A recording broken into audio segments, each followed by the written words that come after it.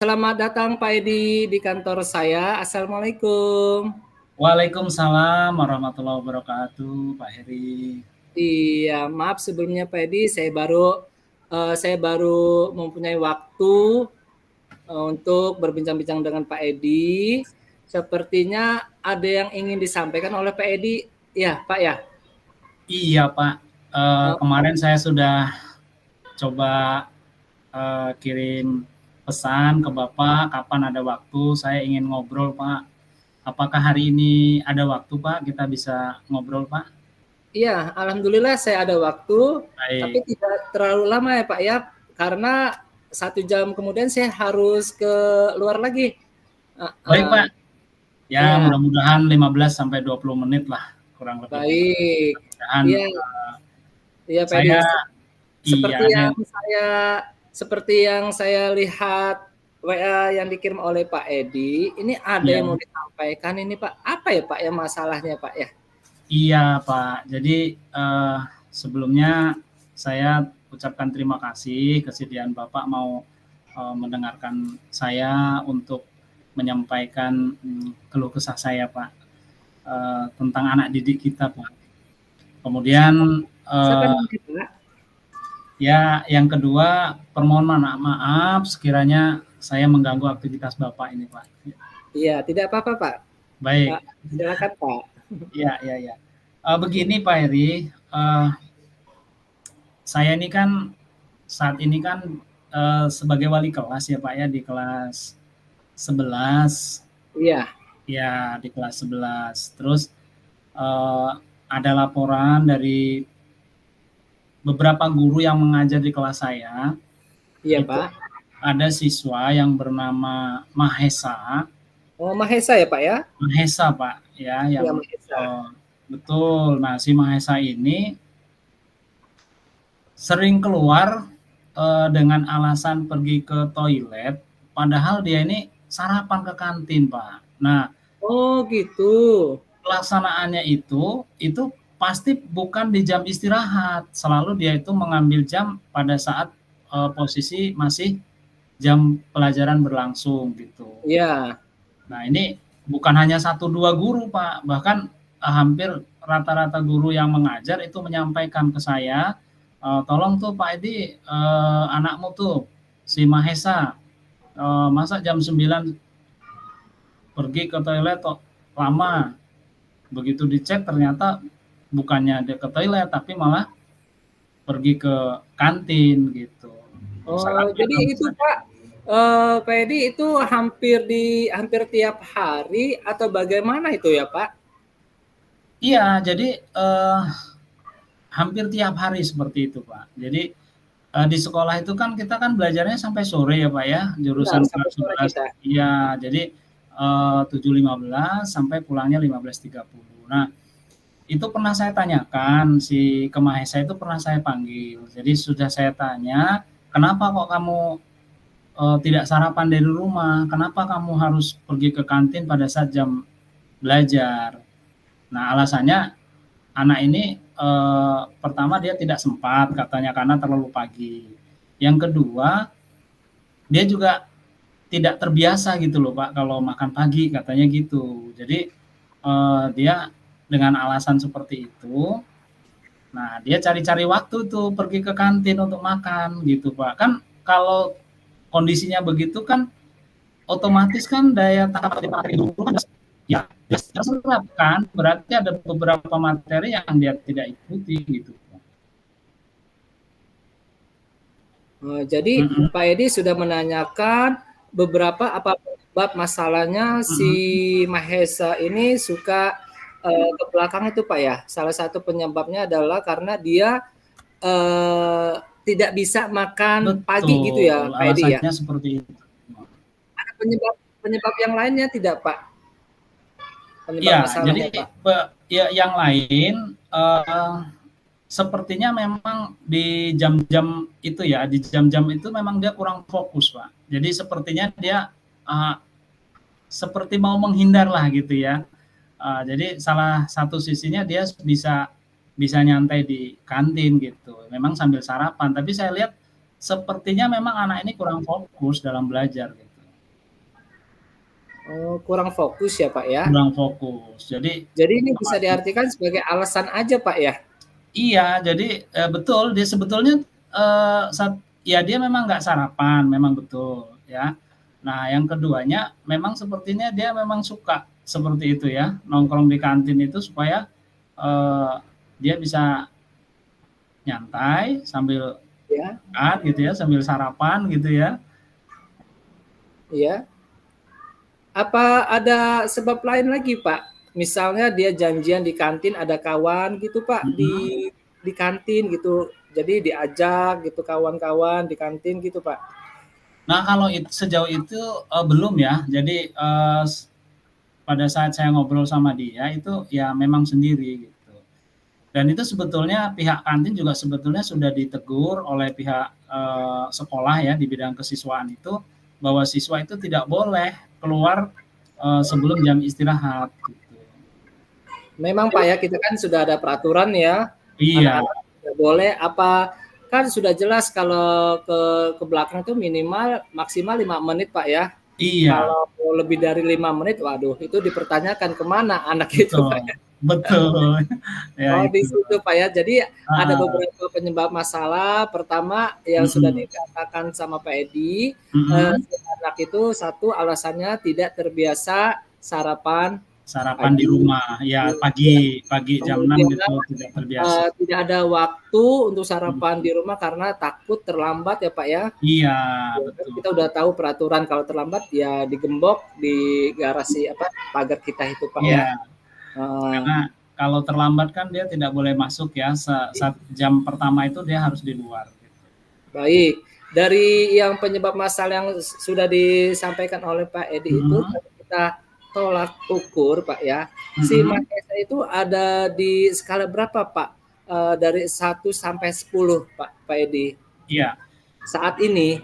Baik, saya lihat dengan kondisi dia ya saat ini ya, dengan motivasi belajarnya sepertinya rendah dan memang sepertinya melanggar peraturan ya, karena sudah disampaikan bahwa tidak boleh makan di kantin pada saat jam belajar. Jadi saya nilai dia ini ada di kisaran 5 lah Pak, menurut Oh, saya gitu. Jadi di oh, level 5 lah gitu. iya, jadi ada di kisaran 5, Pak, ya?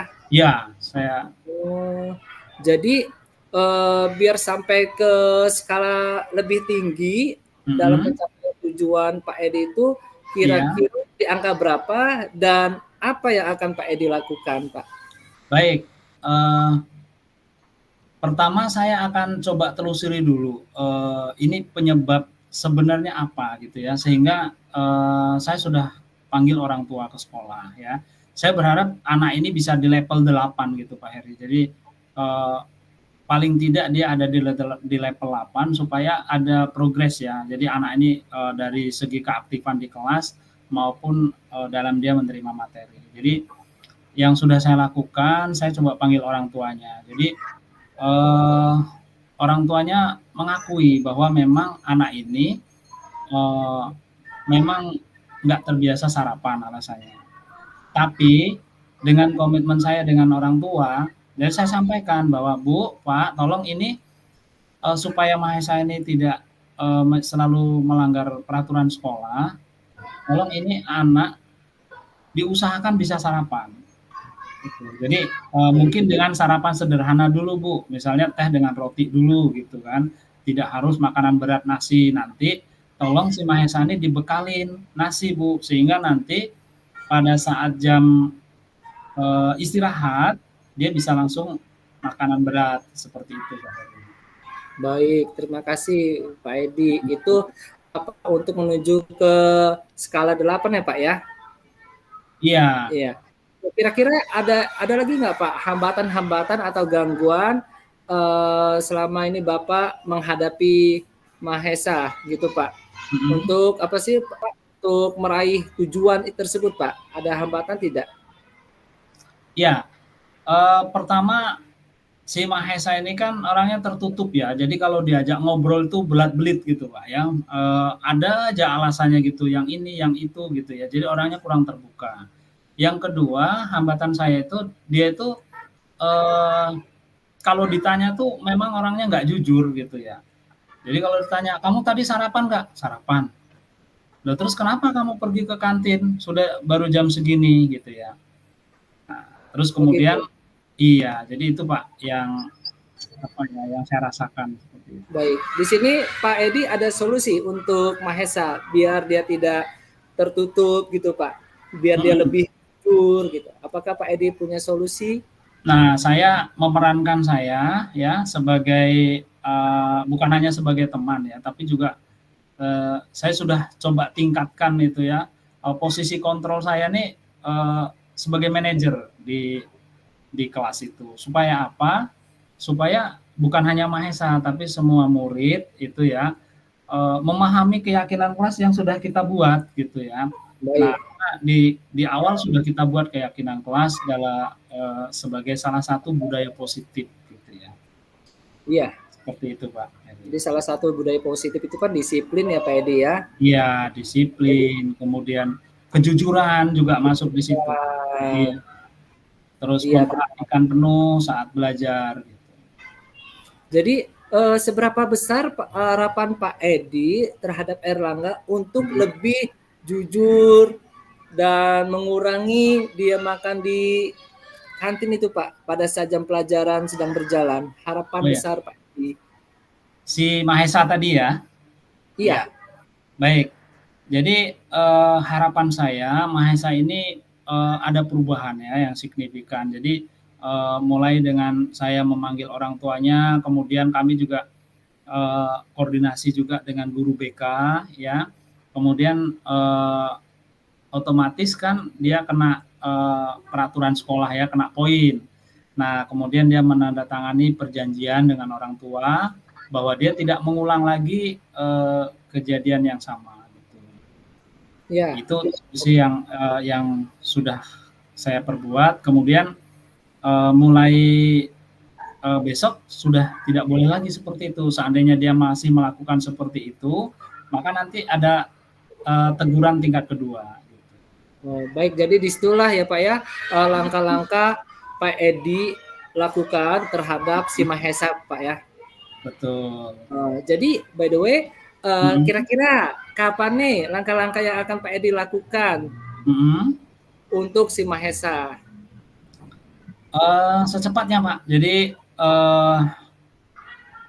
minggu depan itu harus sudah menyepakati komitmen yang sudah dibuat bersama. Jadi dia tidak boleh lagi keluar kelas, kemudian jadwal istirahatnya juga harus sesuai jadwal istirahat, nggak boleh uh, kucing-kucingan dengan guru ya, ngomong ke toilet ternyata pergi ke kantin gitu. Nah itu jadi Iya, jadi itu kita sudah kita sepakati. Jadi mulai minggu depan itu dia harus sudah mulai berubah gitu. Mulai iya semoga Mahesa bisa berubah ya Pak ya. ya Jadi uh, Pak Edi akan melakukan secepatnya Pak ya langkah-langkahnya Pak ya. secepatnya. Ya, Biar bisa biar si Mahesa itu bisa mengikuti pelajaran seperti biasa ya Pak ya. betul begitu. Kira-kira Iya Pak. komitmen Pak Edi terhadap pemecah masalah ini apa yang akan Hmm. dilakukan sama Pak Edi? Ya, Komitmen Pak Edi itu sendiri. oke Pak. Jadi supaya Mahesa ini bisa fokus dalam belajar, ya tidak lagi dia keluar pada saat jam belajar. Komitmen saya sudah sepakat dengan pihak orang tua bahwa orang tua harus mensupport si Mahesa ini pagi pastikan dia sudah sarapan sebelum berangkat gitu ya, walaupun hanya sarapan ibaratnya itu bukan makanan berat ya. Kemudian yang kedua perjanjian itu benar-benar dilaksanakan gitu karena itu bermaterai yang sifatnya itu kalau misalnya dilanggar akan kena hukuman berikutnya, artinya ada konsekuensi berikutnya gitu dari perjanjian yang sudah dibuat seperti itu. Oh begitu ya Pak Edi. Jadi salah satu komitmennya itu adalah melibatkan orang tua Pak ya. Melibatkan orang tua. Iya, melibatkan orang tua. Baik. Selanjutnya, Pak Edi, Oke. bagaimana tindak lanjutnya yang akan dilakukan ke depannya dengan Mahesa tersebut? Ya, tindak lanjutnya, Pak? Jadi setelah saya panggil orang tua, kemudian sudah ada komitmen lewat perjanjian, kemudian tadi saya juga sudah koordinasi dengan guru BK ya. Nah, saya juga nanti akan ke depan dengan guru-guru mapel yang mengajar di kelas saya itu nanti akan saya minta untuk ya perhatian lebih lah, membuat laporan setiap harinya. Kalau ada bukan hanya Mahesa saja, mungkin bisa juga siswa lain yang memang punya bahasanya itu melanggar peraturan lah ya, apa tidak fokus, suka keluar ribut dan lain-lain lah seperti itu. Nah, jadi bukan hanya di level itu, tapi nanti juga saya coba melibatkan wali kelas yang lain ya, supaya mereka juga paham lah ini si anak ini seperti apa gitu ya, obrolan di grup wali kelas ya. Nah, kemudian juga ke bidang kesiswaan yang memang menangani masalah kesiswaan. Seperti itu, Pak Edi. Baik, Pak Edi sudah membicarakan tentang tindak lanjut yang akan dilakukan kepada Mahesa dan secara umum pada kawan-kawannya. Salah satunya adalah membuat komitmen dan akan memanggil orang tua, Pak ya. Iya. Itu salah satu tanggung jawab dan tindak lanjut yang Pak Edi akan lakukan. Itu yang bisa saya tarik kesimpulannya, Pak ya. Baik, Pak Edi. Setelah Pak Edi menceritakan dari ihwal masalah sampai tanggung jawab tindak lanjut Pak Edi, sekarang bagaimana perasaan Pak Edi setelah menceritakan hal ini kepada saya? Wah, rasanya lega, Pak. Lega banget ya. Sudah menyampaikan persoalan ini, jadi sudah mengeluarkan unek-unek ya, Pak ya? Plong, sudah berbagi gitu kan. Sudah berbagi. Merasa senang gitu ya. Merasa terbantu Pak dengan sharing kita gitu ya tentang masalah yang saya hadapi ini gitu. Baik Pak Edi, jadi Pak Edi sudah merasa plong, sudah merasa semriwing gitu ya Pak ya. Jadi ya udah merasa plong. Yang jelas, jadi intinya ya, yang jelas karena sudah berbagi Pak ya, jadi sudah berbagi dengan Pak Heri, merasa sudah ada yang mendengarkan, jadi saya senang, semangat apa ya. Terbantu dengan bisa sharing tentang persoalan atau masalah yang saya hadapi. Baik, Pak Edi. Jadi kita sebagai guru, sebagai pendidik, kita jangan pernah bosan-bosannya untuk memberikan motivasi kepada siswa untuk belajar. Ya Pak ya. Karena kan sekolah kita adalah sekolah menuju dunia kerja. Iya, jika kita mundur satu langkah aja, makin banyak orang-orang yang maju ke depan. Betul. Jadi jangan lupa kita selalu memberikan dorongan dan motivasi untuk seluruh siswa kita, seluruh murid-murid kita untuk belajar lebih giat lagi, kemudian Pak. Disiplin. Gitu ya Pak Edi ya? Iya Pak. Oh iya Pak Edi, ini waktu sudah mau habis karena saya akan keluar. Ada lagi yang ingin disampaikan Pak Edi? Saya kira cukup Pak, terima kasih banyak, itu saja yang kesempatan ini yang mau saya obrolkan dengan Bapak. Sekali lagi saya terima kasih banyak Pak, terima kasih. Baik, sudah. Iya baik Pak Edi. Ini adalah sebuah catatan saya juga Pak ya. Ya. Demikian, jika tidak ada lagi yang ingin ditanyakan, saya langsung keluar nih Pak Edi. Baik, makasih Pak. Sudah ditunggu. Iya. Terima kasih Pak Edi ya, sudah mampir. Baik, iya. Assalamualaikum Pak Edi. Waalaikumsalam warahmatullahi wabarakatuh. Makasih Pak Edi, ketemu lagi nanti kapan-kapan Pak Edi. Kembali tugas masing-masing. Makasih Pak. Iya, sama-sama Pak Edi.